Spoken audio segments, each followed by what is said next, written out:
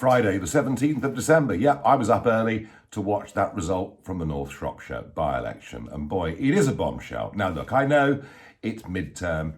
Very often governments lose by-elections in the middle of their parliamentary term. But this is a big swing. Second biggest swing since World War II. What's interesting is it isn't just about policy. Of course, a seat that has been Conservative for 200 years doesn't like a Tory party putting up taxes, doesn't get the net zero commitments Johnson's making, doesn't recognise much of the government as even being Conservative. I think perhaps the bigger worry for the Conservatives is a lot of this is personal. A lot of this is people have lost confidence in Boris Johnson himself. But let's be realistic. At the next general election, Market Town, North Shropshire, will, in all probability, go back to the Conservatives. But actually, they've got a bigger problem. Boris, there is worse to come. Because hours before that result was declared at 4:15, indeed at 1:30 this morning, the Dover lifeboat was called out by the Coast Guard.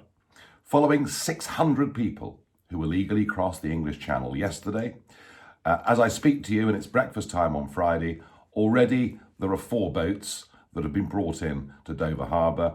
Today's figure will undoubtedly exceed 600. And this is an issue, not just in North Shropshire, but crucially in the Red Wall.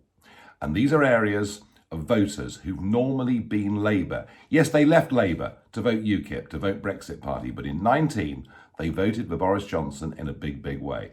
Taking back control of our borders, reducing the numbers coming into Britain was the reason they voted Brexit and the reason they were happy to vote for the Conservatives in 2019.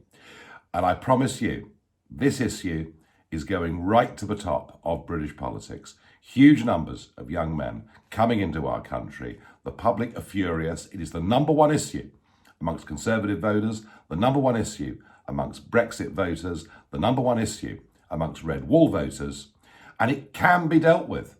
An Australian Prime Minister, Tony Abbott, a few years ago, had the same problem, had courage and dealt with it. But unless the Conservatives are going to be doomed at the next election, they have to have a leader with the courage to deal with what's happening in the English Channel. And I don't think it's Boris Johnson anymore.